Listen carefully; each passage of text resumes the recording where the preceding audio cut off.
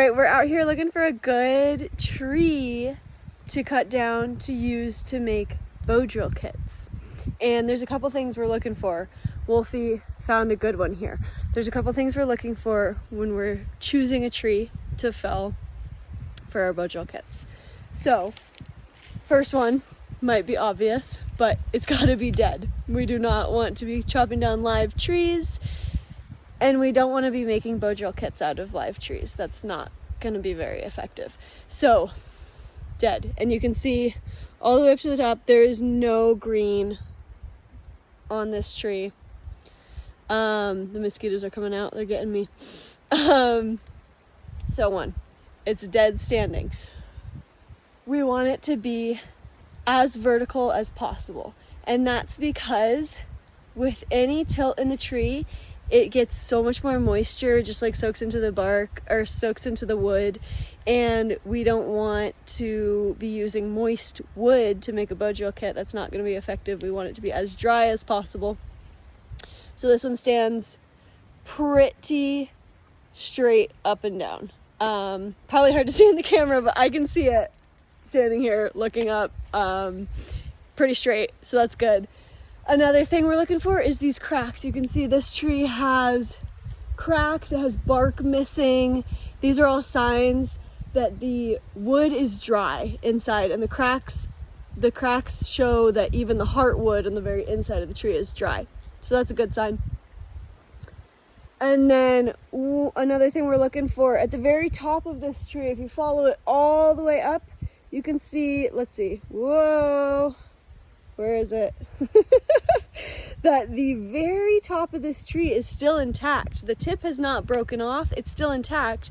And that also keeps the wood more dry inside. So if the top is broken off, then there's a spot basically for rain, for water to pool up in there, and it just trickles down into the wood of the tree, and that's no good because then it's going to be moist.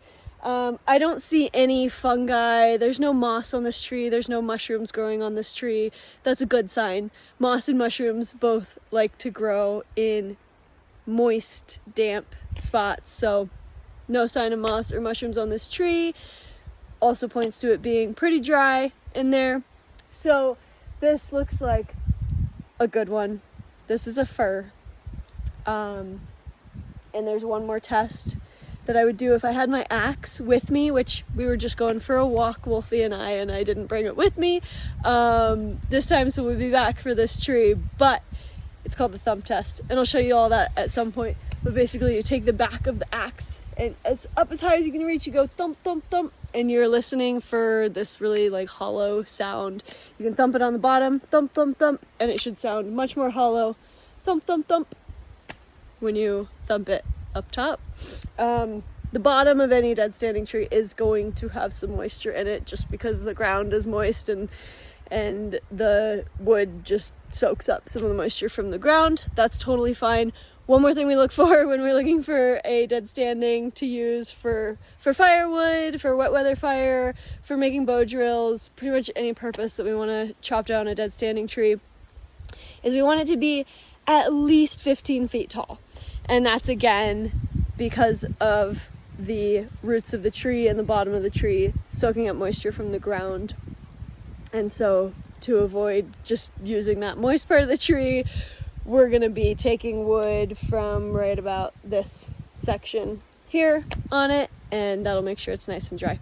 So we'll come back for this baby once I got my axe with me, and we'll make some bow drill kits, and I will be back with y'all when it's time for the next step of the process.